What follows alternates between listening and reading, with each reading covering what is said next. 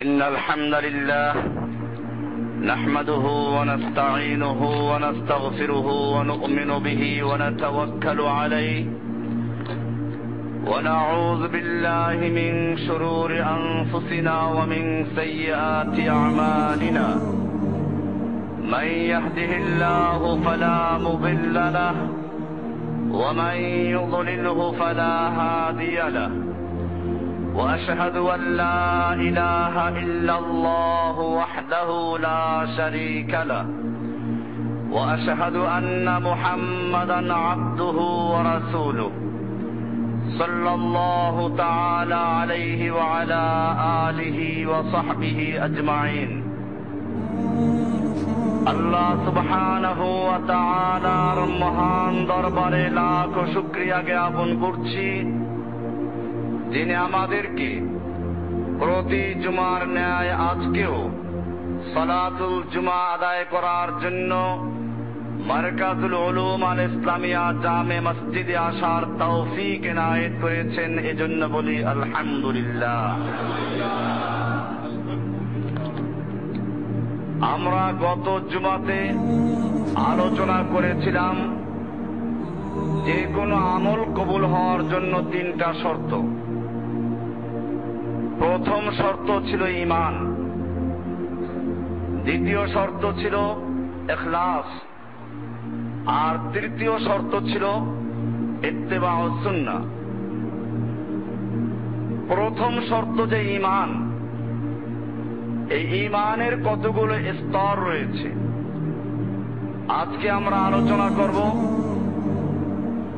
ঈমানের পরিপূর্ণ বিষয়টা নিয়ে। ইস্তেকমালুল ঈমান, কামেল ঈমান, পরিপূর্ণ ঈমানের চারটা লক্ষণ। রাসূলুল্লাহ সাল্লাল্লাহু আলাইহি ওয়াসাল্লাম ইরশাদ করেছেন, মান আতা লিল্লাহি ওয়া মানা লিল্লাহি ওয়া আহাব্বা লিল্লাহি ওয়া আবগাদা লিল্লাহি ফাকাদ ইস্তাকমালাল ঈমান। যে ব্যক্তি চারটা কাজ করবে শুধুমাত্র আল্লাহর জন্য, সে ব্যক্তি তার ঈমানকে ইস্তাকমালা, পরিপূর্ণ করলো, কামেল করে ফেলল। কামেল পীর না, কামেল ঈমান। আমাদের দেশে পীর কামেল হয়ে যায় না, পীর কোনো কামেল টামেল কোনো হাদিস কোরআনে নেই। হাদিসে যেটা পাওয়া যায় তা হচ্ছে কামেল ঈমান, পরিপূর্ণ ঈমান। ফাকাদ ইস্তাকমালাল ঈমান, সেই ঈমানকে ইস্তেকমাল করেছে, পরিপূর্ণ করেছে। হাদিসটা আছে আবু দাউদ শরীফের 4683 নম্বর হাদিস, তিরমিজির 2521 নম্বর হাদিস, মুসনাদে আহমদের 15617 নম্বর হাদিস। আবু উমামা রাদিয়াল্লাহু তাআলা আনহু থেকে বর্ণিত, তিনি বলেন রাসূলুল্লাহ সাল্লাল্লাহু আলাইহি ওয়াসাল্লাম ইরশাদ করেছেন, মান আহাব্বা লিল্লাহি, যেই ব্যক্তি আল্লাহর জন্য ভালোবাসে, কোন জিনিসকে বা কোন ব্যক্তিকে, কোন মানুষকে ভালোবাসে, শুধু কার জন্য? এক নাম্বার। দুই নাম্বার হচ্ছে ওয়া আবগাদা লিল্লাহি, আবার আল্লাহর জন্য ঘৃণা করে, কারো সঙ্গে শত্রুতা পোষণ করে, কাউকে ঘৃণা করে, তাও আল্লাহর জন্য। কয়টা হলো? দুইটা। তিন নাম্বার ওয়া আতা লিল্লাহি, এবং সে আল্লাহর জন্য দান করে, কাউকে কিছু দান করলে তাও করে আল্লাহর জন্য। ওয়া মানা লিল্লাহি, এবং কাউকে কোনো কিছু দেওয়া থেকে বিরত থাকলে তাও থাকে আল্লাহর জন্য। এই চারটা কাজ যে ব্যক্তি করবে, আল্লাহর রাসূল সাল্লাল্লাহু আলাইহি ওয়াসাল্লাম বলেন, ফাকাদ ইস্তাকমালা ঈমানাহু, সে ব্যক্তি তার ঈমানকে ইস্তেকমাল করলো, পরিপূর্ণ করলো। আমরা এই বিষয়গুলোকে নিজের মধ্যে অর্জন করার চেষ্টা করব। এই জন্য বিস্তারিত আলোচনা হবে ইনশাআল্লাহ, যদি আল্লাহ সুবহানাহু ওয়া তাআলা তৌফিক এনায়েত করেন। প্রথম বিষয় হচ্ছে মান আতা লিল্লাহি, যে ব্যক্তি আল্লাহর জন্য ব্যয় করে, শুধুমাত্র আল্লাহকে সন্তুষ্ট করার জন্যই সে যা কিছু ব্যয় করে আল্লাহর জন্যই করে। ব্যক্তিগত যে কোনো ব্যয় করা, এমনকি নিজে যখন নাস্তা করে, খাওয়া দাওয়া করে, তাও করে কার জন্য? কিভাবে? আল্লাহ সুবহানাহু ওয়া তাআলা আমাকে একটা পেট দিয়েছেন, ক্ষুধা দিয়েছেন। আল্লাহর রাসূল সাল্লাল্লাহু আলাইহি ওয়াসাল্লাম বলেছেন, ওয়া ইন্না লিজাসাদিকা আলাইকা হাক্কান, তোমার দেহের তোমার উপর একটা হক আছে। আমি আল্লাহর সেই হক আদায় করার জন্য আল্লাহ নির্দেশিত, রাসূল প্রদর্শিত সেই হক আদায় করার জন্য খাওয়া দাওয়া করছি। তাহলে কার জন্য হচ্ছে এটা? আল্লাহর জন্য। এমনি ভাবে পরিবারের খরচ, আপনি আপনার বিবি বাচ্চাদের জন্য, আহাল বর্গের জন্য বাজার করতে গেলেন, উদ্দেশ্য হচ্ছে কি? এই লোকগুলোকে আল্লাহ সুবহানাহু ওয়া তাআলা আমার অধীনস্থ করে দিয়েছেন। আল্লাহর রাসূল সাল্লাল্লাহু আলাইহি ওয়াসাল্লাম বলেছেন, তোমার পরিবারের তোমার উপরে হক রয়েছে। আমি আল্লাহর সেই নির্দেশ, রাসূলের সেই নির্দেশ পালন করার জন্য এই পয়সাপাতি খরচ করে বাজার করে খাওয়াচ্ছি। এটা কার জন্য হলো? এমনি ভাবে আপনি গরিব, যত মিসকিনকে সাহায্য করছেন, এই সবগুলোই হবে কার জন্য? আমরা মনে করি যে শুধুমাত্র দান খয়রাত করলে এটা আল্লাহর জন্য হয়, আর নিজে যেগুলো খরচ করি, পরিবারের জন্য যেগুলো খরচ করি, এগুলো বোধহয় আল্লাহর জন্য না। না, এগুলো আল্লাহর জন্য, আতা লিল্লাহর অন্তর্ভুক্ত। শুধুমাত্র একটু নিয়তটাকে ঘুরাতে হবে, দৃষ্টিভঙ্গি পাল্টাতে হবে। আল্লাহর রাসূল সাল্লাল্লাহু আলাইহি ওয়াসাল্লাম বলেন, ইন্নামাল আমালু বিন্নিয়াত, নিশ্চয় সমস্ত আমল নিয়াতের উপর নির্ভরশীল। হাদিসটা আছে বুখারীর একেবারে প্রথম দিকে। বুখারীর হাদিসটা কয়েক জায়গায় আছে, এর মধ্যে 6689 নম্বর হাদিস, মুসলিমের 5036 নম্বর হাদিস, এরপরে নাসাইতে আছে 75 নম্বরে, ইবনে মাজাহ আছে 4227 নম্বর হাদিস। বুখারীর শুরুতেও হাদিসটা আছে, সেখানে বলা হয়েছে ইন্নামাল আমালু বিন্নিয়াত, নিশ্চয়ই সমস্ত আমল নির্ভর করে নিয়তের উপরে। এই সমস্ত আমল বলতে গুনাহের কাজ না। আবার অনেকে আছে লটারির টিকিট কেনে, নিয়ত করে কি পাইলে পরে 20 লাখ টাকা মসজিদে দান করব। এগুলো হারাম। কারণ হচ্ছে এই, কোন গুনাহের কাজে যদি সওয়াবের নিয়ত করা হয়, এটা আল্লাহর সঙ্গে মজাক করা হয়। অনেকে আছে মাজারের টাকা দিয়ে মসজিদ তৈরি করে, ভালো কাজই তো করে, মাজারের টাকা দিয়ে মাদ্রাসা আলিল্লাহ বোর্ডিং চালায়, অসুবিধা কি? ভালো কাজ করে। এই যে গোলাপশাহ মাজার আছে, অনেকে মনে করে তো একটা মসজিদ চলছে। এটা মনে রাখতে হবে, কোন বেশ্যাখানা দিয়ে, পতিতালয় দিয়ে, তা দিয়ে ইনকাম করে যদি কোনো ব্যক্তি মসজিদ করে, জায়েজ না হারাম? বেশ্যাখানা যেরকম হারাম, মাজারে পয়সা দেওয়া তার চেয়ে অনেক গুণ বেশি হারাম। কারণটা কি? বেশ্যাখানায় যে ব্যক্তি বেশ্যাগিরি করে, সেটাকে পাপ মনে করে, গুনাহ মনে করে। যদি আল্লাহ সুবহানাহু ওয়া তাআলা তাকে তৌফিক দান করেন, জীবনের কোন এক প্রাণ থেকে তওবা তার নসিব হতে পারে।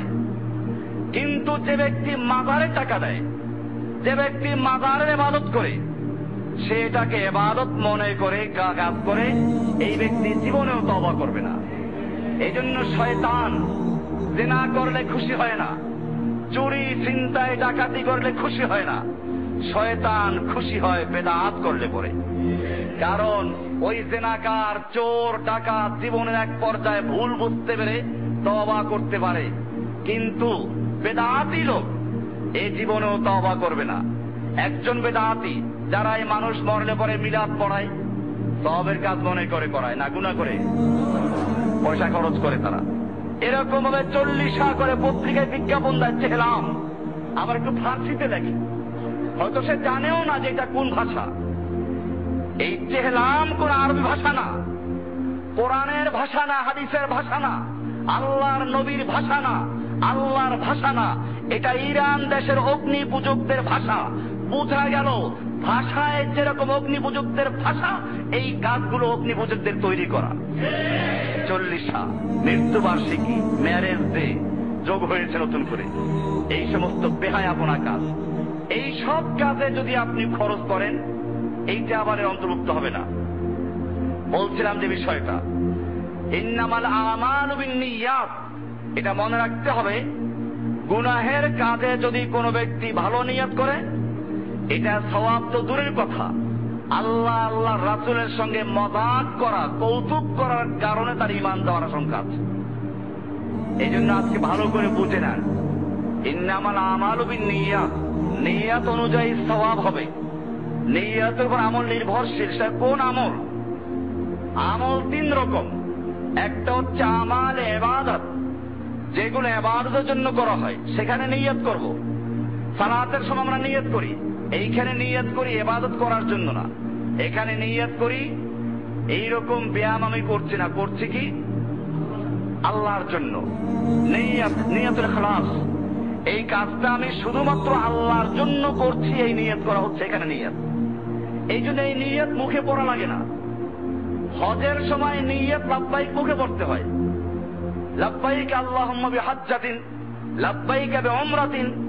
কিন্তু নামাজের নিয়ত, রমজানের নিয়ত, এগুলো মুখে পড়া লাগে না। কারণ এখানে নিয়তটা কিসের জন্য? তামিজুল ইবাদাতি মিনাল আদাত, আমি এই কাজটা ইবাদত হিসাবে করছি, অভ্যাসজনিত কারণে নয়, ব্যায়াম আকারে নয়, আল্লাহকে খুশি করার জন্য করছি, এই জন্য নিয়ত করতে হবে। 2 নাম্বার আমল হচ্ছে আমলে মুবাহাত। কিছু কাজ আছে মুবাহ, এমনি সওয়াবের কাজও না, গুনাহের কাজও না, মুবাহ, বৈধ। এই জিনিসগুলোতে সওয়াবের নিয়ত করলে সওয়াব হয়, গুনাহের নিয়ত করলে গুনাহ হয়। ঘরে আপনি জানালা কাটবেন, উদ্দেশ্য করলেন এই জানালা দিয়ে রাস্তার মেয়েদেরকে দেখা যাবে, এই জানালা দিয়ে গান শোনা যাবে, এরকম যদি উদ্দেশ্যে ঘরে জানালা কাটে, সওয়াব না গুনাহ? পক্ষান্তরে যদি উদ্দেশ্য এই করে এই জানালা দিয়ে আলো আসবে, সে আলো দিয়ে আমি কোরআনের তেলাওয়াত করব, এই জানালা থেকে আযানের আওয়াজ শোনা যাবে, আযান শুনে মসজিদে চলে যাব, এই উদ্দেশ্যে যদি কোনো একজন ঘরে জানালা কাটে, সওয়াব না গুনাহ? এই হলো নিয়ত। ইন্নামাল আমালু বিন্নিয়াত, 2 নম্বর আমল। তৃতীয় আর এক প্রকার আমল আছে, যে আমলগুলো গুনাহের কাজ, এইগুলোর মধ্যে নিয়ত করা, সওয়াবের নিয়ত করা, এটা আল্লাহর সঙ্গে মজাক করা, উপহাস করা, আল্লাহকে তুচ্ছ তাচ্ছিল্য করা, এটার দ্বারা সওয়াব তো দূরের কথা। আপনি বলুন ইন্নামাল আমালু বিন্নিয়াত, অনেকে আছে এরকম, নিয়ত আমার ভালো আছে, নামাজ না পড়লে হবে কি, মনটা ঠিক আছে, ঈমান ঠিক আছে, নিয়ত ভালো আছে, ওই বেটা নামাজ না পড়লে ঈমানই না, ঈমান ঠিক থাকবে থেকে। আল্লাহর রাসূল সাল্লাল্লাহু আলাইহি ওয়াসাল্লাম বলেছেন, মান তারাকা সালাতান মুতাআম্মিদান ফাকাদ কাফারা, যে ব্যক্তি একত্ব সালাত ইচ্ছা করে ত্যাগ করেছে, সে কুফরি করেছে। আর এক হাদিসে আল্লাহর রাসূল বলেছেন, আলাহাদুল্লাযী বাইনানা ওয়া বাইনাহুম, আমাদের মাঝে আর কাফেরদের মাঝে পার্থক্য হচ্ছে সালাত। যে ব্যক্তি সালাত কায়েম করে সে মুমিন, আর যে সালাত কায়েম করে না সে মুমিন না। তাহলে যারা বলে নামাজ না পড়লে কি হবে, ঈমান ঠিক আছে, ওর কি ঈমান আছে? ওর ঈমানই নাই, ঠিক থাকবে থেকে। আল্লাহর রাসূল সাল্লাল্লাহু আলাইহি ওয়াসাল্লাম বলেছেন তোর ঈমান নাই। এই জন্য মনে রাখতে হবে। এমনি ভাবে আল্লাহর রাসূল সাল্লাল্লাহু আলাইহি ওয়াসাল্লাম এটা পরিষ্কার করে দিয়েছেন, ইন্নামাল আমালু বিন্নিয়াত, নিয়াত অনুযায়ী আমল নির্ভর করবে নিয়াতের উপরে। এটা ওই সমস্ত আমল যেগুলো মুবাহ কাজ, যেগুলো শরীয়তে বৈধ করেছে, এমনি সওয়াব না গুনাহ না, ওই সমস্ত জায়গায় সওয়াবের নিয়ত করলে কি হবে? সওয়াব হবে। আলোচনা হচ্ছিল আল্লাহর জন্য যে দান করে, দাআতা লিল্লাহি, এমনি ভাবে আল্লাহর জন্যই সে বিরত থাকে, আল্লাহর জন্য দান করে। মধ্যে আরো কিছু আলোচনা আমি করতে চাই। কোরআনুল কারীমে আল্লাহ সুবহানাহু ওয়া তাআলা কারুনকে নির্দেশ করলেন মুসা আলাইহিস সালামের মাধ্যমে। একটা আয়াতে 4টা নির্দেশ রয়েছে, 4টা হেদায়েত। সূরা কসাসের 77 নম্বর আয়াত আল্লাহ সুবহানাহু ওয়া তাআলা বলছেন, আবতাগি ফীমা আতাকাল্লাহু আদ-দারাল আখিরা, আল্লাহ তাআলা তোমাকে যা দান করেছেন তার মাধ্যমে তুমি আখেরাতের নিবাস অনুসন্ধান করো। আদ-দারুল আখিরা, আখেরাতের বাড়ি, আখেরাতের নিবাস তুমি তালাশ করো, অন্বেষণ করো। 2 নাম্বার, ওয়ালা তানসা নাসিবাকা মিনাদ দুনিয়া, তুমি দুনিয়া থেকে তোমার অংশ ভুলে যেও না। 3 নাম্বার বললেন, ওয়া আহসিন কামা আহসানাল্লাহু ইলাইকা, এবং তোমার প্রতি আল্লাহ সুবহানাহু ওয়া তাআলা যেরূপ অনুগ্রহ করেছেন তুমিও সেরূপ অনুগ্রহ করো। 4 নাম্বারে বললেন, ওয়ালা তাবগিল ফাসাদা ফিল আরদ, তুমি জমিনে অর্থ সম্পদ তোমার আছে, এজন্য তুমি ফিতনা ফাসাদ করো না। এখানে পরিষ্কার হয়ে গেল, প্রথম নাম্বার হুকুম ছিল আবতাগি ফীমা আতাকাল্লাহু আদ-দারুল আখিরাতা, তোমার এই সম্পদ, তোমার এই অর্থ, এটার মাধ্যমে তুমি আল্লাহর কাছে জান্নাত রয়েছে, এই জান্নাত পাওয়ার চেষ্টা করো, এটাকে উড়াবার চেষ্টা করো না। একজন মুমিনের মধ্যে আর একজন কাফেরের মধ্যে পার্থক্য এখানে। একজন মুমিন মনে করে আমার যে সমস্ত সম্পদ এই সবগুলো কার? আল্লাহর। এটা আল্লাহ বলেন ফীমা আতাকাল্লাহ, আল্লাহ তোমাকে যা দান করেছেন এর মাধ্যমে তুমি আখিরাতের বাড়ি অন্বেষণ করো। মুমিন এটাই বিশ্বাস করে। কোরআনে আল্লাহ সুবহানাহু ওয়া তাআলা বলছেন সূরা আলে ইমরান 109 নম্বর আয়াতে, ওয়ালিল্লাহি মা ফিস সামাওয়াতি ওয়া মা ফিল আরদি ওয়া ইলাল্লাহি তুরজাউল উমুর। আল্লাহ সুবহানাহু ওয়া তাআলা পরিষ্কার বলছেন, আসমান সমূহে এবং জমিনে যা কিছু আছে সবগুলোর একচ্ছত্র মালিকানা আল্লাহ। এখানে পরিষ্কার করে দিলে মালিকানা কার? আমরা কোনো কিছুর মালিক না, সবকিছুর মালিক কে? আমার জীবনের মালিক আমি না, আমার হাত পা চোখ নাক কান সবকিছুর মালিক কে? এটা আল্লাহকে মনে করা, নিজেকে কোনো কিছুর মালিক মনে না করা।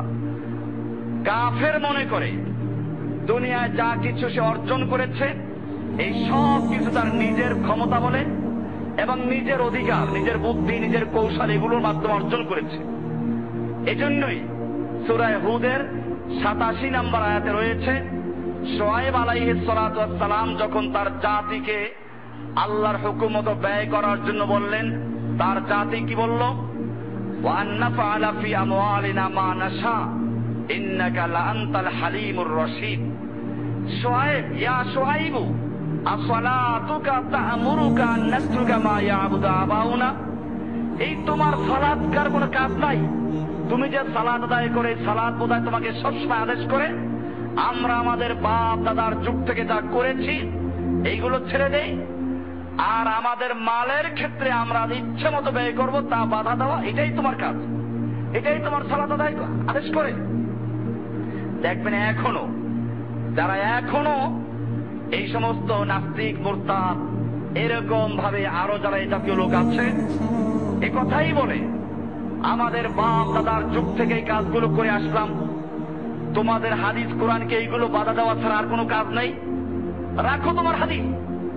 অনেকে বলে ফেলে আমাদের এত বড় বড় বিশ্বাসরা কি বোঝে না, এত বড় বড় আলেমরা কি বোঝে না, বুঝলা খালি তোমরা। এরকম ভাবে আপনাকে ধাক্কা দিয়ে সরিয়ে দিয়ে হাদিস বাদ দিয়ে কোরআন বাদ দিয়ে বাপ দাদার দলিল পেশ করে দেন। আপনি এদেরকে যত রকম কোরআন এবং হাদিসের দলিল পেশ করবেন, তারা এটাই বলবে বাপ দাদার যুগ থেকে করে আসলাম, আমাদের বড় বড় আলেমরা করে, এরা কি কম বুঝে? এই দলিলগুলোই পেশ করে, এছাড়া আর কোনো দলিল নেই।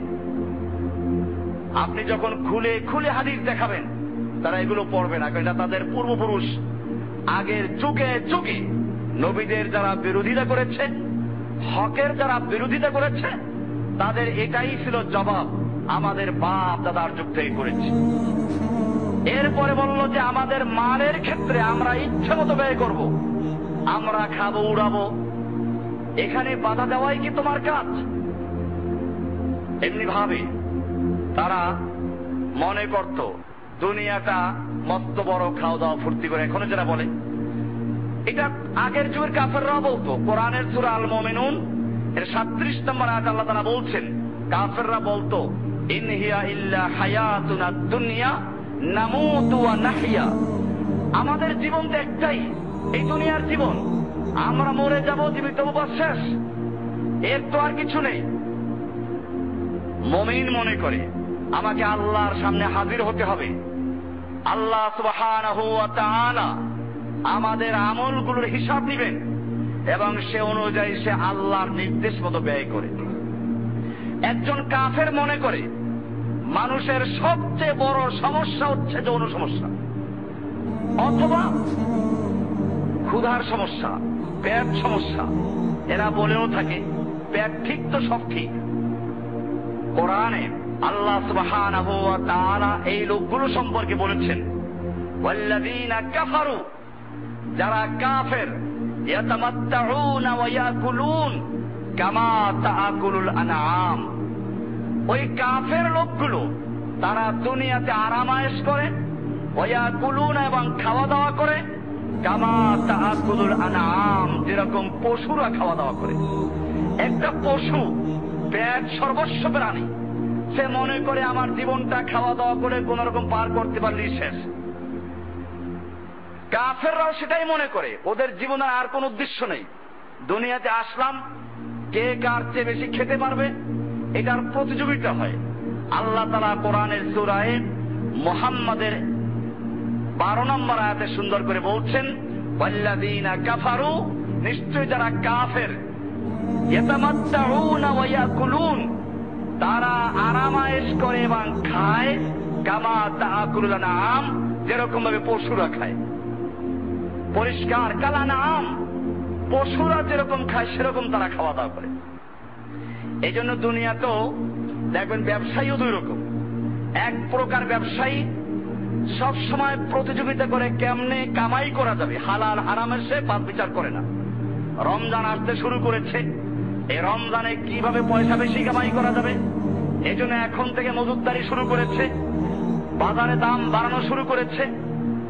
এই জাতীয় এক প্রকার ব্যবসায়ী, এদের সম্পর্কে আল্লাহ রাসূল সাল্লাল্লাহু আলাইহি ওয়াসাল্লাম বলেছেন, আত-তুজ্জার ইউহশারুনা ইয়াওমাল কিয়ামাতি ফুজ্জারা, ইন্নাত তুজ্জারা ইবআসুনা ইয়াওমাল কিয়ামাতি ফুজ্জারান। নিশ্চয়ই ব্যবসায়ীরা কিয়ামতের মাঠে অপরাধী হিসাবে উঠবে, ইল্লা মান ইত্তাকাল্লাহ বাররা ওয়া সাদাকা, তবে যারা আল্লাহকে ভয় করেছে এবং ন্যায়সঙ্গতভাবে ব্যবসা করেছে এবং সত্য কথা বলেছে, তাদেরটা ভিন্ন। এই হাদিসটা আছে তিরমিজির 1210 নম্বর হাদিস। অবশ্য হাদিসটার সনদ দুর্বল। আর এক হাদিসে আল্লাহ রাসূল সাল্লাল্লাহু আলাইহি ওয়াসাল্লাম বলেছেন, আত-তাজিরুস সাদুকু আল আমিনু মান নাবিয়িনা ওয়াস সিদ্দিকিনা ওয়াস শুহাদা। সৎ ব্যবসায়ী যারা সত্যিকার অর্থে ন্যায়সঙ্গতভাবে ব্যবসা বাণিজ্য করে, আল্লাহ রাসূল সাল্লাল্লাহু আলাইহি ওয়াসাল্লাম বলছেন, মান নাবিয়িন, তারা কিয়ামত উঠবে নবীদের সাথে, ওয়াস সিদ্দিকিন, সিদ্দিকদের সাথে, ওয়াস শুহাদা, শহীদদের সাথে। এই হাদিসটাও তিরমিজিতে 1209 নম্বর হাদিস। সনদ এটারও দুর্বল। এমনি ভাবে আমাদের পরিষ্কার হয়ে গেল যে আল্লাহ সুবহানাহু ওয়া তাআলা আমাদেরকে যে কথা বলেছেন, আতালিল্লাহি, মুমিনরা দান করবে কার জন্য?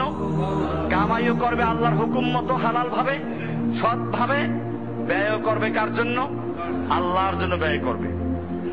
আল্লাহ সুবহানাহু ওয়া তাআলা এজন্য আমাদেরকে নির্দেশনা দিয়েছেন।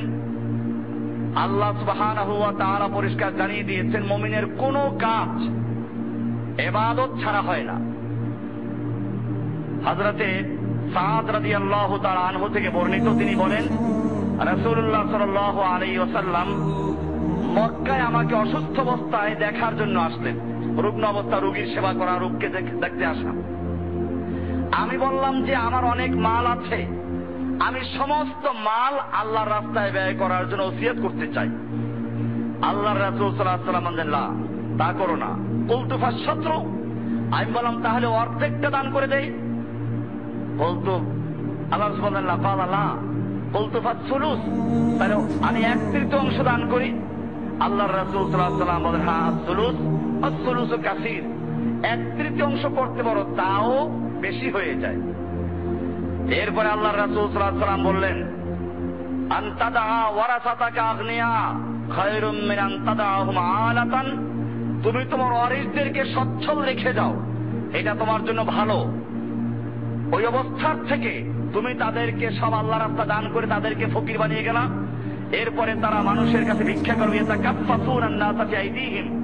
তারা মানুষের কাছে ভিক্ষা করবে, এমনটার চেয়ে তাদেরকে সচ্ছল রেখে যাওয়া ভালো। এরপরে বলছিল তুমি তোমার পরিবারের পিছনে যা খরচ করবে সবগুলোই সাদাকা। হাত্তার লোকমাতা তার এমনকি তুমি যদি একটা লোকমা খাবার তোমার স্ত্রীর মুখে তুলে দাও তাও ইবাদত।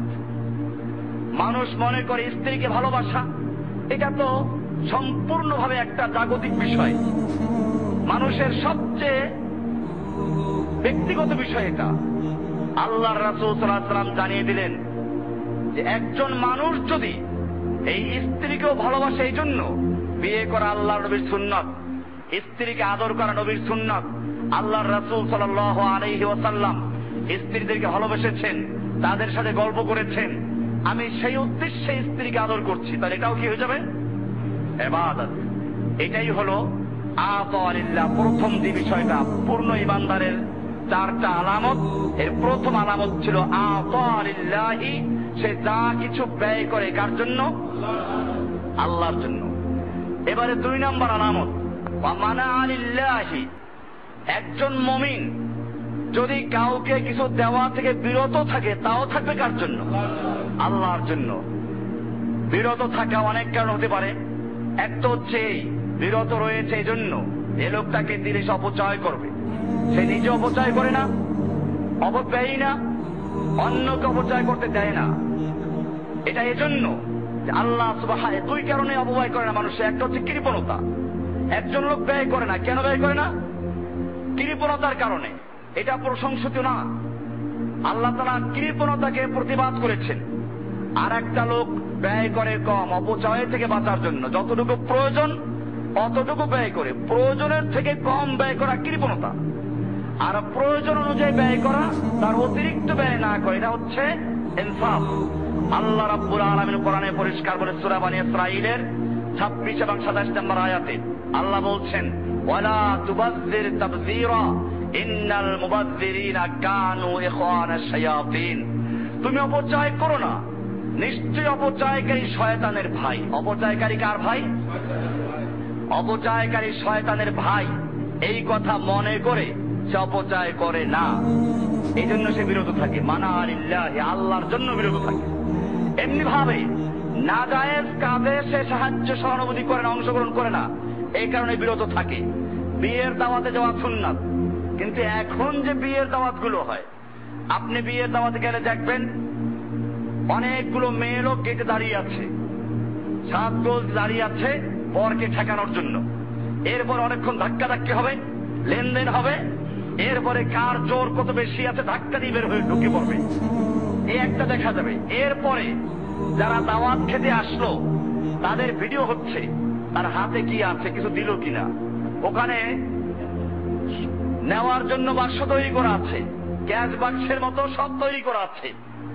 এই জন্য যদি কোনো ব্যক্তি দাওয়াতে না যায় যে এখানে এখন আর সেই সুন্নাত অবস্থা নেই, একটা বেদাতে পরিণত হয়েছে, এই জন্য বিরত থাকে। মানা লিল্লাহি, সে আল্লাহর জন্যই বিরত থাকতে হবে। এমনি ভাবে বর্তমান সমাজে যেটা বললাম, ম্যারেজ ডে দাওয়াত, এরকম জন্মদিনের দাওয়াত, ঘটনা দিবসের দাওয়াত, এমনি ভাবে আরো কত দাওয়াত, মিলাদের দাওয়াত, এই সব দাওয়াত থেকে বিরত থাকে। কিসের জন্য? এগুলো বেদাত, বেদাত থেকে বাঁচার জন্য। মানা লিল্লাহি, সে আল্লাহর জন্য বিরত রইল। আল্লাহ সুবহানাহু ওয়া তাআলা কোরআনের সূরা মায়দা 5 নম্বর সূরার 2 নম্বর আয়াতে বলছেন, ওয়া তাআওয়ানু আলাল বিররি ওয়াত তাকওয়া, তোমরা নেক সৎকর্ম এবং তাকওয়ার কাজে পরস্পরকে সাহায্য করে, একে অপরকে সাহায্য করো। ওয়ালা তাআওয়ানু আলাল ইসমি ওয়াল উদওয়ান, খবরদার তোমরা অন্যায় কাজে, পাপ কাজে, সীমা লঙ্ঘনের কাজে একে অপরকে সাহায্য করো না। ওয়াত্তাকুল্লাহ, আল্লাহকে ভয় করো। ইন্নাল্লাহা শাদীদুল ইকাব, নিশ্চয় আল্লাহ তাআলা কঠোর শাস্তিদাতা। সূরা মায়দা 2 নম্বর আয়াত। এখানে পরিষ্কার হয়ে গেল সাহায্য সহানুভূতি হবে কিসের কাজে? ভালো কাজে, ন্যাক কাজে। অন্যায় কাজে কাউকে সাহায্য করা যাবে না, চুরি করার কাজে সাহায্য করা যাবে না, ঘুষ খাওয়ার কাজে সুদের কাজে এরকম অন্যায়ভাবে কোনো কাজ করছে, সব কাজে সাহায্য করা যাবে না।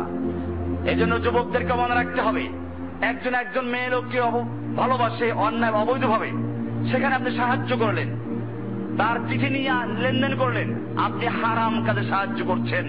আল্লাহ সুবহানাহু ওয়া তাআলা বলছেন, ওয়ালা তাআবানু আলাল ইসমি ওয়াল উদওয়ান, তোমরা অন্যায় কাজে এবং সীমা লঙ্ঘনের কাজে, আল্লাহর দেওয়া সীমা লঙ্ঘন হয় এমন কাজে পরস্পরকে সাহায্য করো না।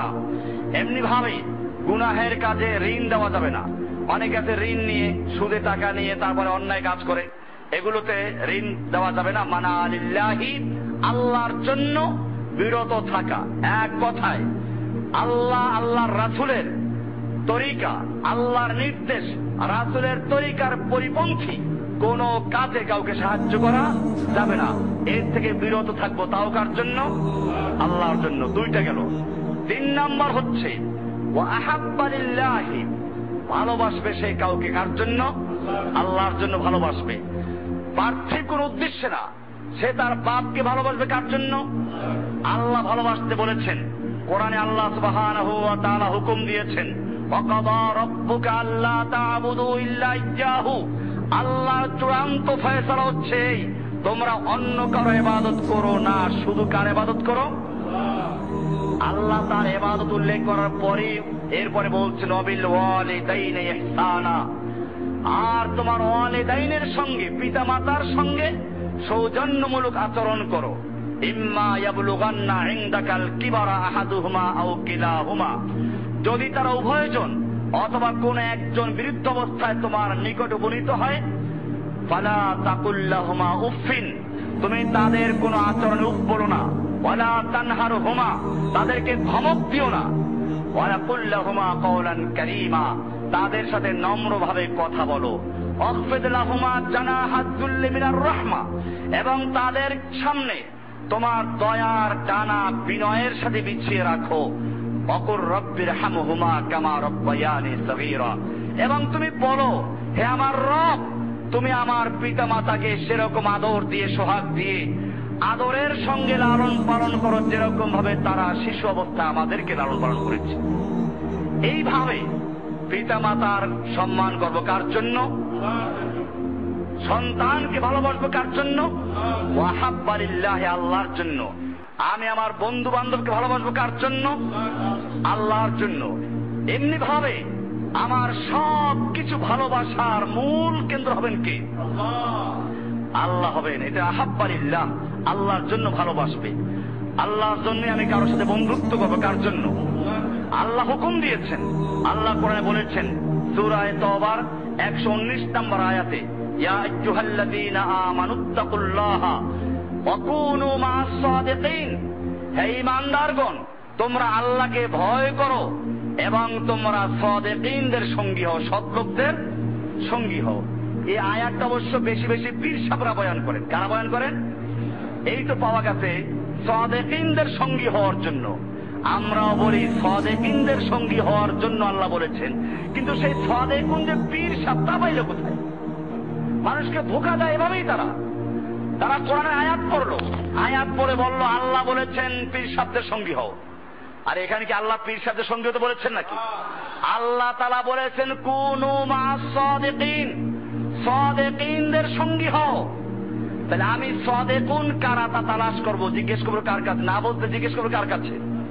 আমরা আল্লাহকে জিজ্ঞেস করবো, আল্লাহ তুমি সাদিকুনদের সঙ্গী হতে বলেছো, কুনু মা'আস সাদিকিন বলেছো, সত্যবাদীদের সঙ্গী হওয়ার জন্য বলেছো। এই সত্যবাদী কারা? বড় পেঁচ লেগে গেছে।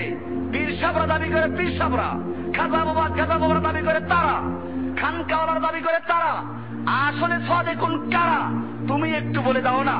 আল্লাহ রাব্বুল আলামিন সূরা হুজুরাতের 15 নম্বর আয়াতে বলে দিয়েছেন, ইন্নামাল মুমিনুনা আল্লাযীনা আমানু বিল্লাহি ওয়া রাসূলিহি সুম্মা লাম ইয়ারতাবু ওয়া জাহাদু বিআমওয়ালিহিম ওয়া আনফুসিহিম ফী সাবিলিল্লাহ উলাইকা হুমুস সাদিকুন।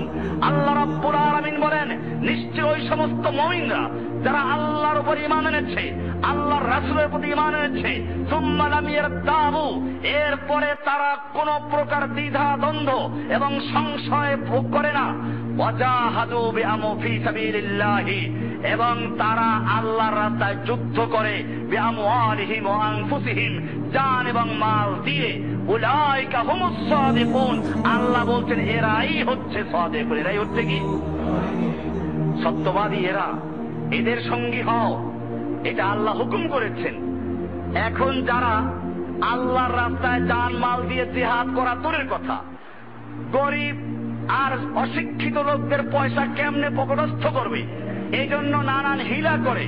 পীরের কাছে দেখা করতে গেলে কিছু হাতিয়ে ছাড়া দেখা করা ঠিক না। এমনি ভাবে যারা জিহাদ করা দূরের কথা, ওদের শরীর টিপার জন্য 10 জন আর টিপতে হয়।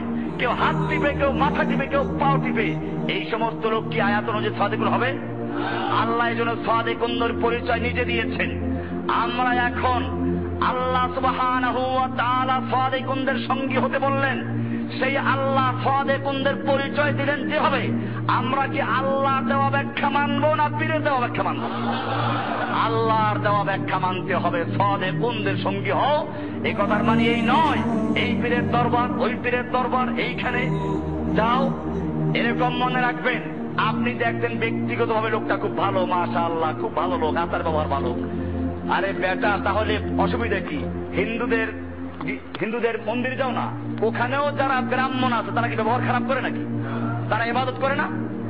খ্রিস্টানদের ওখানে যাও, সেখানে যারা চার্চে বসে আছে তারা কি খারাপ কথা বলে নাকি? ওরাও খারাপ কথা বলে না, ওরা ভালো কথা বলে।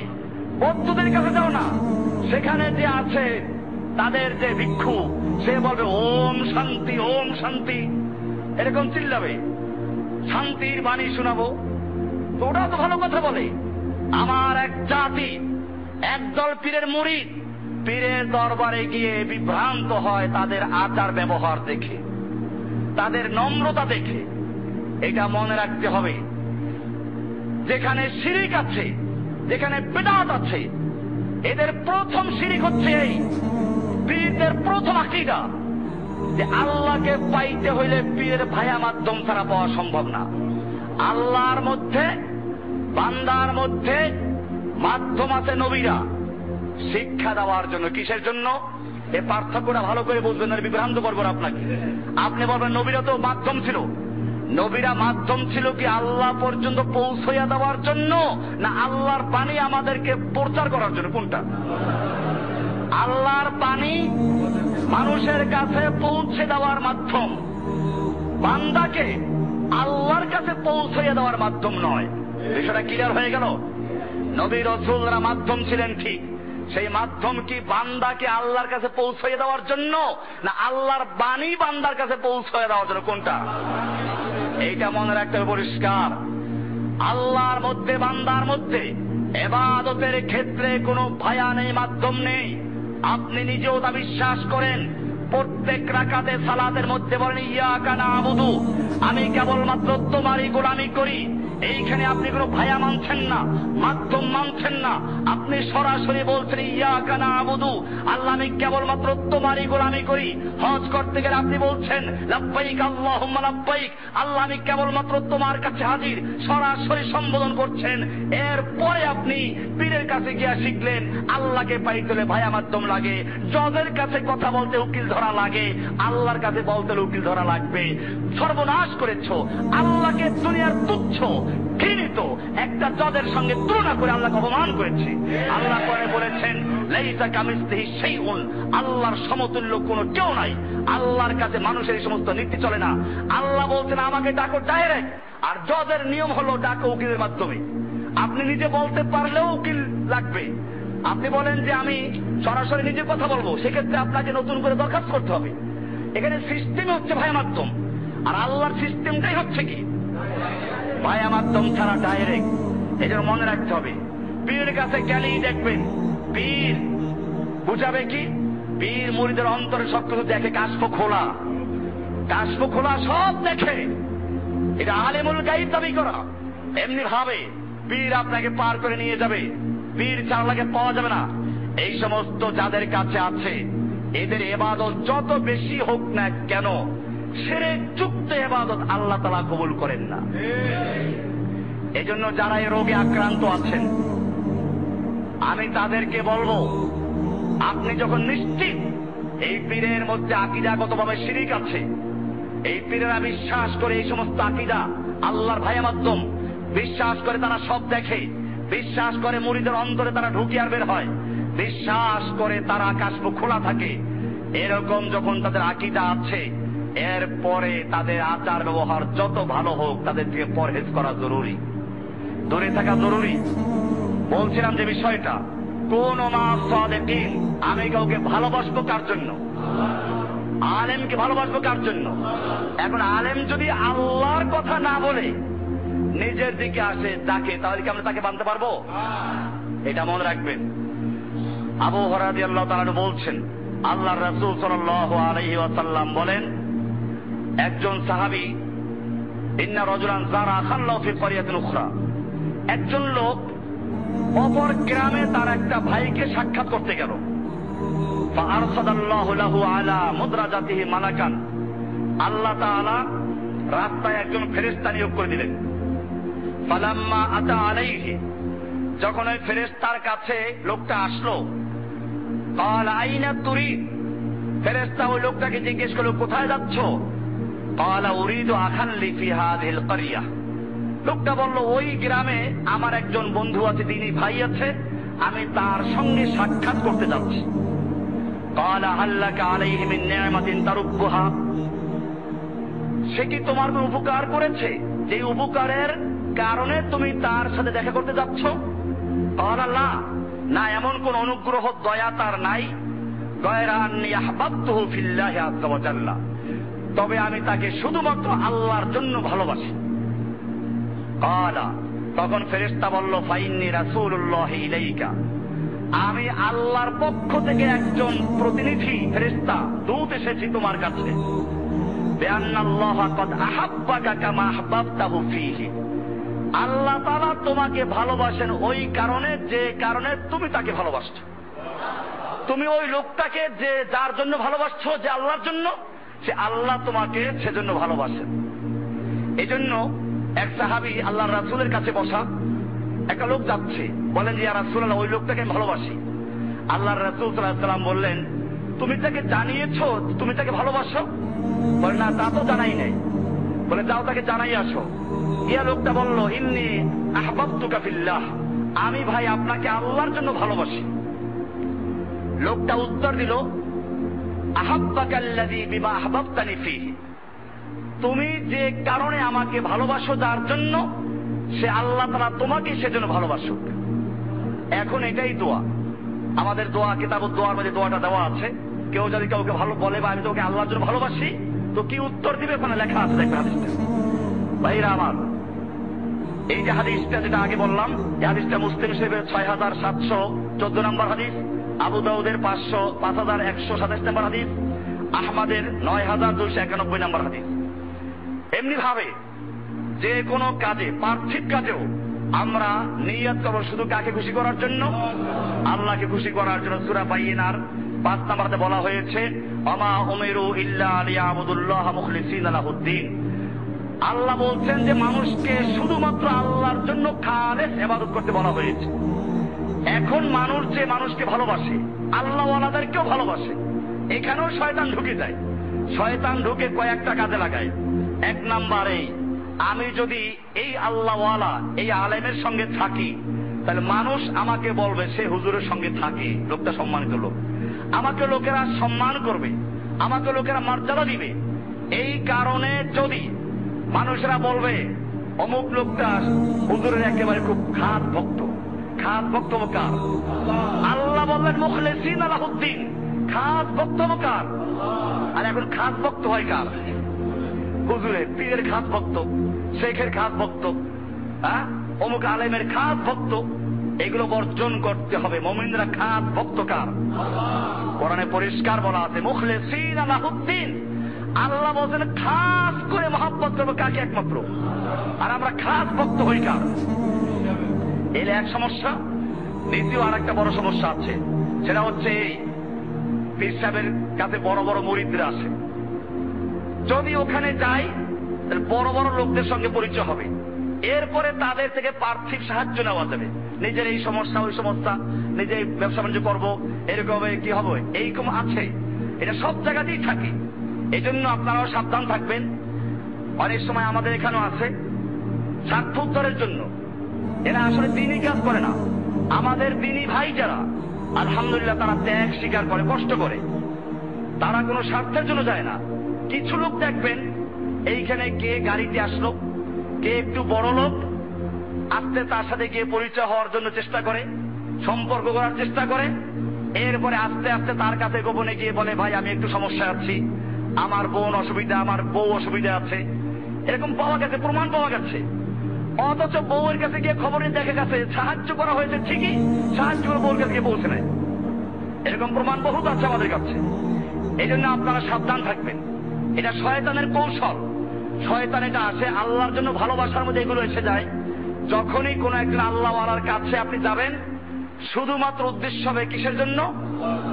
আল্লাহর জন্য। এখানে এই উদ্দেশ্য না ঢুকে, এখানে অনেক বড় লোকেরা আসে, গাড়িওয়ালা আছে, বাড়িওয়ালা আছে, টাকাওয়ালা আছে, আমি ওখানে গেলে পরে তার সাথে পরিচয় আস্তে আস্তে পার্থিব কিছু ফায়দা নেওয়া যাবে। এই জন্য শয়তান এখানে লোক ঢুকিয়ে দেয়। এটার থেকে আমাদেরকে সাবধান থাকতে হবে। কারণ মুমিনের ভালোবাসার মাপকাঠিকে ওয়াহাব্বা লিল্লাহি, মুমিন তার সব কিছু ভালোবাসা উজাড় করবে শুধুমাত্র কার জন্য? এই জন্য একটু মস্ক করতে হবে, অনুশীলন করতে হবে। অনুশীলনী ছাড়া এটা আমলে আসবে না।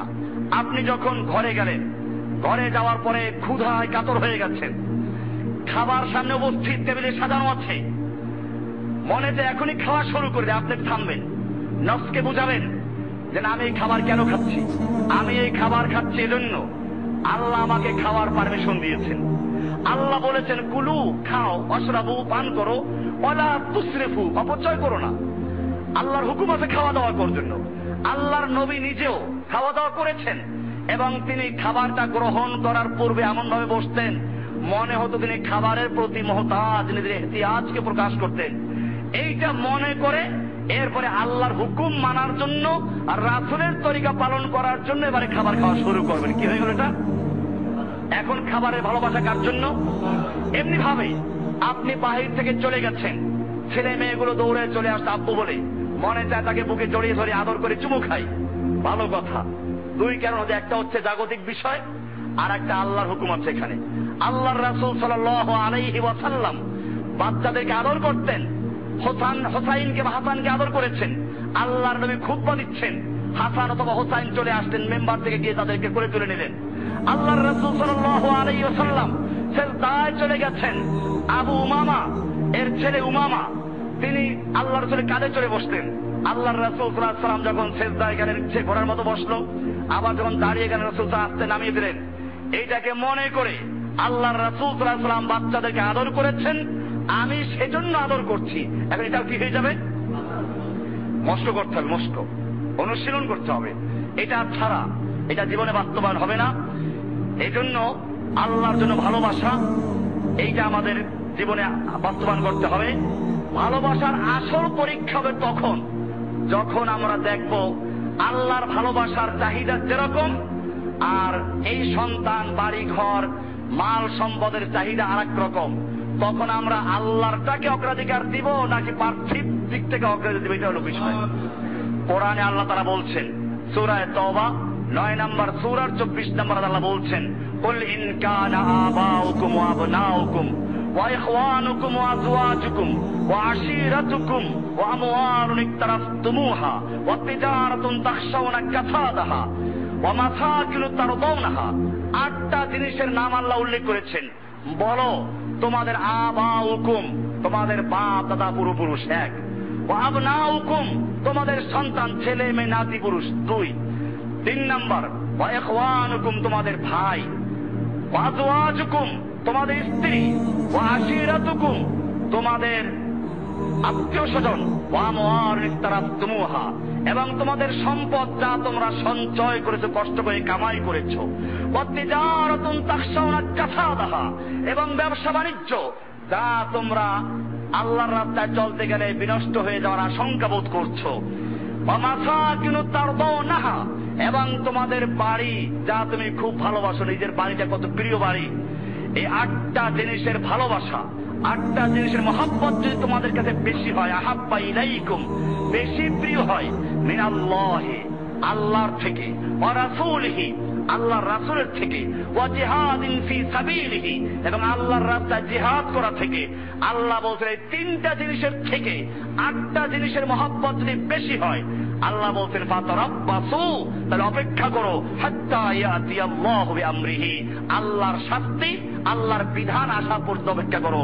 আল্লাহু লা ইয়াহদিল কওমাল ফাসিকিন, আল্লাহ ফাসিকদের ভালোবাসেন না। বোঝা গেল যারা এই 3টা জিনিসের উপরে 8টা জিনিসকে অগ্রাধিকার দিবে, সে ব্যক্তির পরিচয় কি? আল্লাহ পরিচয় দিয়েছেন ফাসিকিন, ফাসিকদেরকে আল্লাহ ভালোবাসেন না।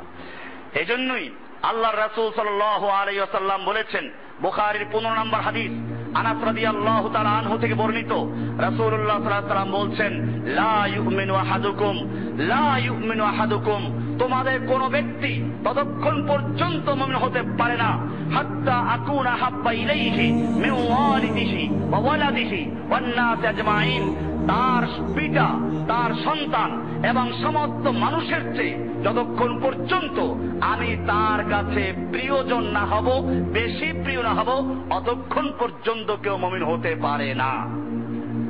ওমর ইবনুল খাত্তাব রাদিয়াল্লাহু তাআলা আনহু আল্লাহর রাসূল সাল্লাল্লাহু আলাইহি ওয়াসাল্লামের সাথে চলছেন। ফাকাল লাহু ওমর, ইয়া রাসূলুল্লাহ, লা আনতা হাব্বা ইলাইয়া মিন কুল্লি শাইইন ইল্লা মিন নাফসি।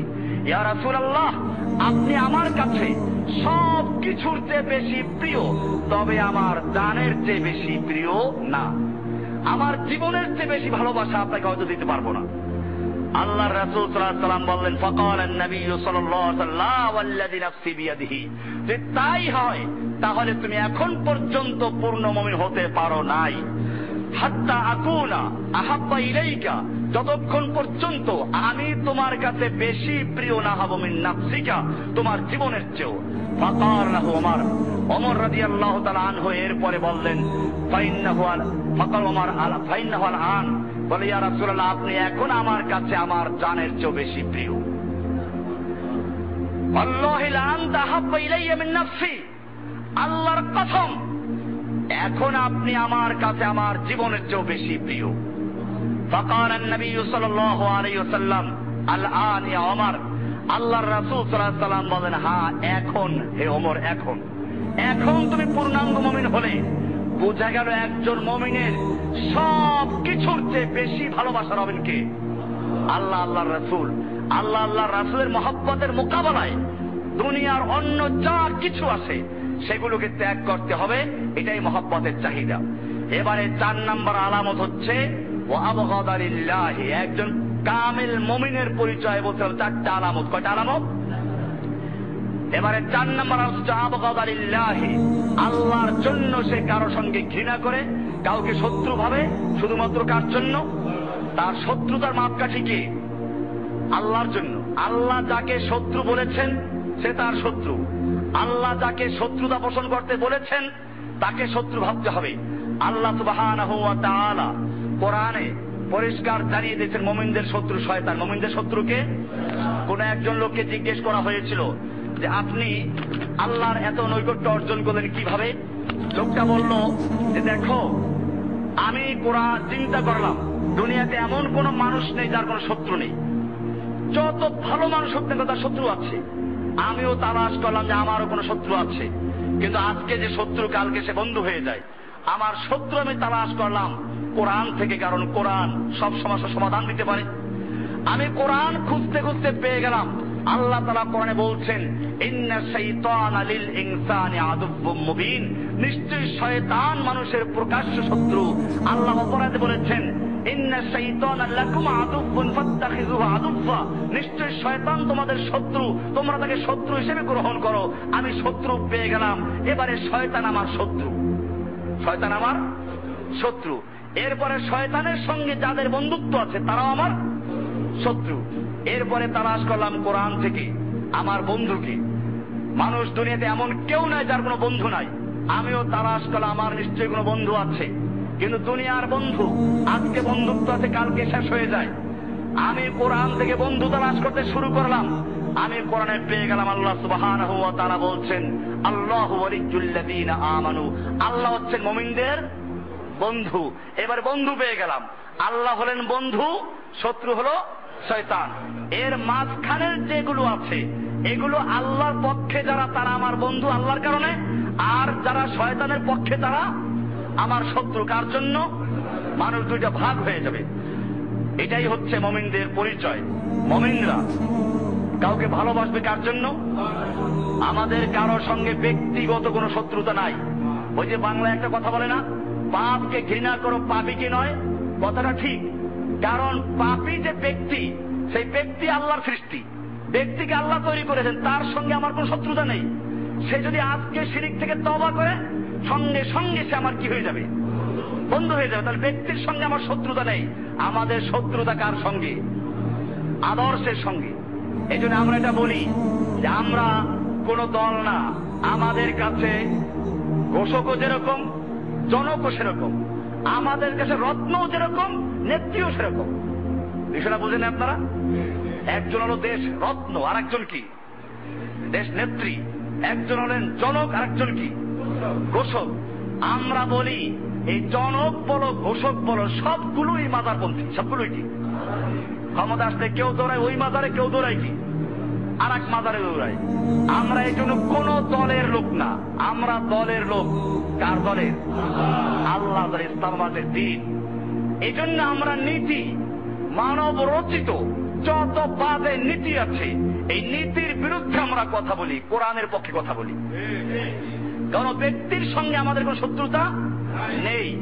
আপনারা জানেন আল্লাহর নবীর আপন চাচা, সমস্ত শহীদদের সরদার হামজা রাদিয়াল্লাহু তাআলা আনহুকে যে ওয়াহশী হত্যা করেছিল এবং যার নির্দেশ হত্যা করেছিল হিন্দিয়া, এই হিন্দা এবং ওয়াহশী মক্কা বিজয়ের পরে যখন ইসলাম গ্রহণ করলো, আল্লাহর নবী তাদের ক্ষমা করে দেন নাই।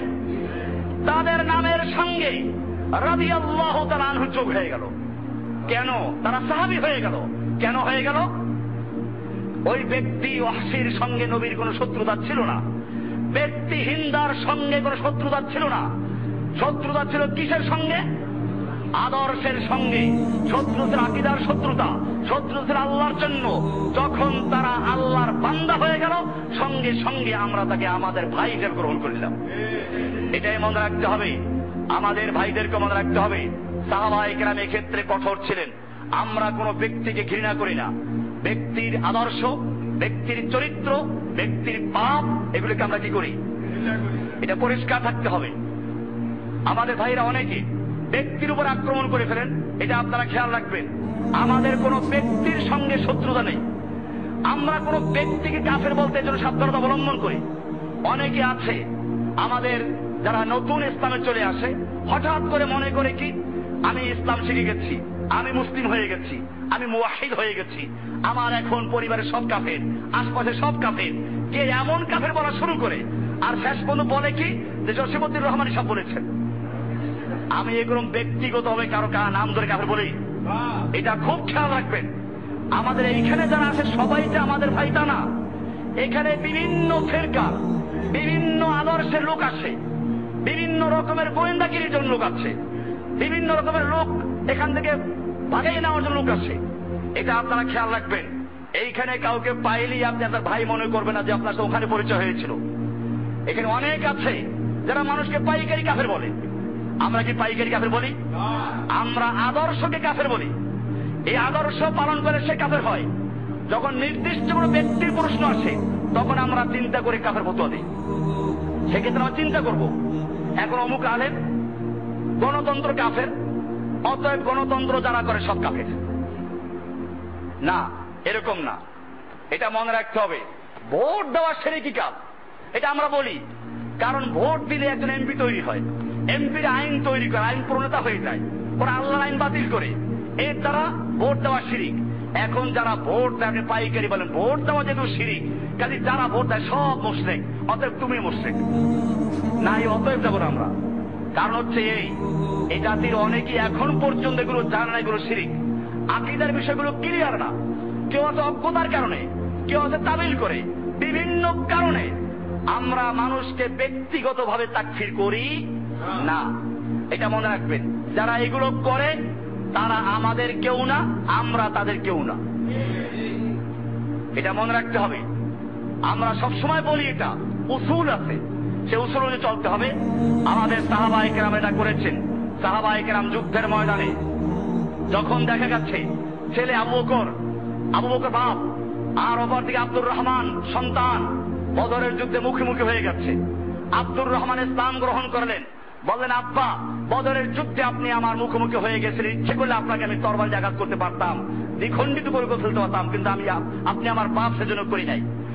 আবু বকর সিদ্দিক রাদিয়াল্লাহু আনহু বললেন যে, আমার সন্তান, ওই দিন যদি তুমি আমার তরবারির নাগালে একবারের জন্য আসতে, আমি আল্লাহর হুকুম পালন করার জন্য, নবীর হুকুম পালন করার জন্য তোমাকে আমি দ্বিখণ্ডিত করে ফেলতাম আল্লাহর জন্য।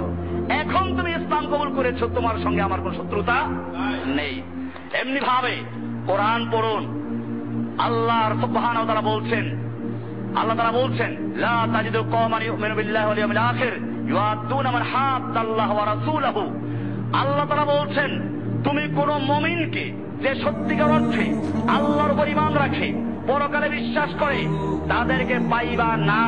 ইউআদ্দুনা মান হাদ্দাল্লাহু ওয়া রাসূলহু, যারা আল্লাহ এবং আল্লাহর রাসূলের সঙ্গে দুশমনী করে, শত্রুতা করে, তাদের সাথে ভালোবাসা করে, এমন পাইবা না। কারণ আপনি আল্লাহকেও ভালোবাসবেন, আল্লাহর শত্রুকে ভালোবাসবেন, এটা হতেই পারে না। এরপর আল্লাহ বলছেন, ওয়ালাউ কানু আবাহুম, হোক না সে তার বাপ, ওয়া আবনাহুম, হোক না সন্তান, আও ইখওয়ানাহুম, হোক না ভাই। ভাই কেন বললেন? এরা প্রমাণ পেশ করেছেন সাহাবারা। মুসাব ইবনে উমাইর রাদিয়াল্লাহু তাআলা দেখছেন তার ভাই উবাইদ ইবনে উমাইর বদরের যুদ্ধে মুসলিমদের হাতে বন্দী হয়ে গেছে। মুসলিম সৈনিকেরা বাঁধছে রশি দিয়ে। মুসাব ইবনে উমাইর বলছেন, ওকে ভালো করে বাঁধো, ওর মা বড় ধনী মানুষ, অনেক টাকা দিয়ে ছাড়াতে আসবে।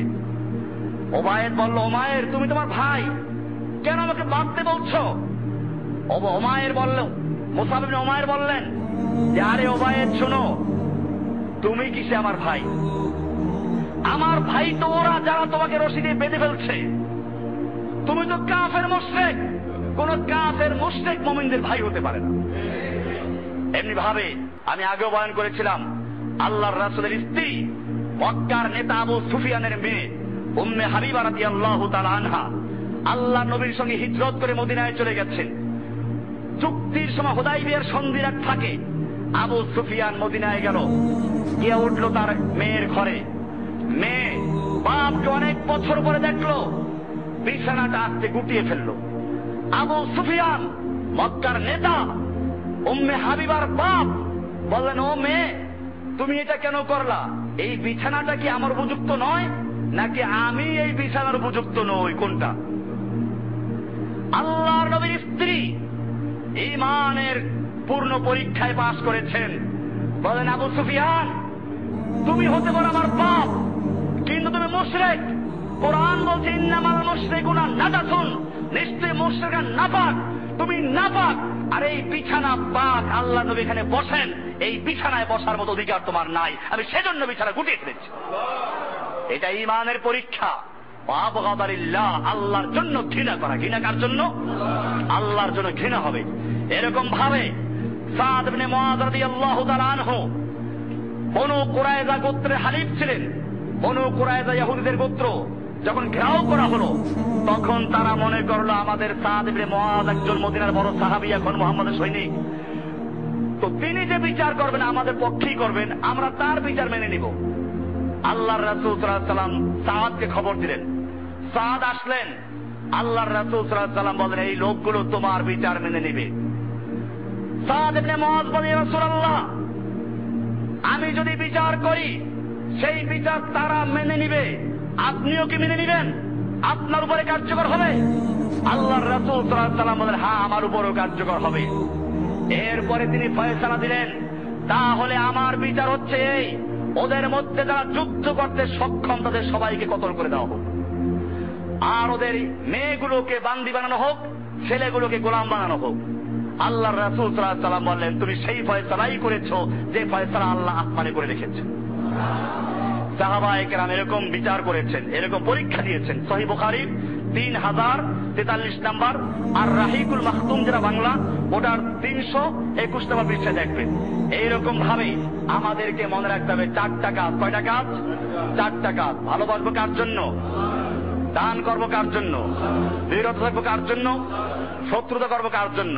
ওয়াবগাদালিল্লাহি, আল্লাহর জন্য শত্রুতা করা।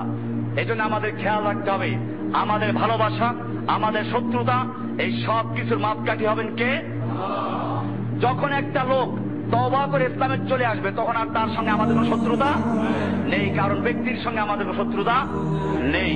আমাদের এই জন্যই মনে রাখতে হবে, ইব্রাহিম আলাইহিস সালাতু ওয়াস সালাম, আমাদের জাতির পিতা ইব্রাহিম আলাইহিস সালাতু ওয়াস সালাম যখন কাফেরদের সামনে ঘোষণা করলেন, আল্লাহ যে ক্ষেত্রে আমাদেরকে বললেন ইব্রাহিম তোমাদের যে আদর্শ, সূরা মুমতাহানার 4 নম্বর আয়াত, আল্লাহ তাআলা বলছেন قد كانت لكم أسوة حسنة في إبراهيم والذين معه, তোমাদের জন্য ইব্রাহিমের মধ্যে এবং ইব্রাহিমের সঙ্গে যারা রয়েছে তাদের মধ্যে রয়েছে উত্তম আদর্শ।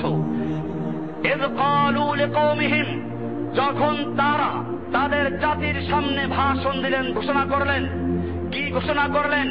ইন্না বুরাআউ মিনকুম ওয়া মিম্মা তা'বুদুনা মিন দুনিল্লাহ, আমরা তোমাদের থেকে বারা করলাম, তোমাদের থেকে সম্পর্ক ছিন্ন করলাম।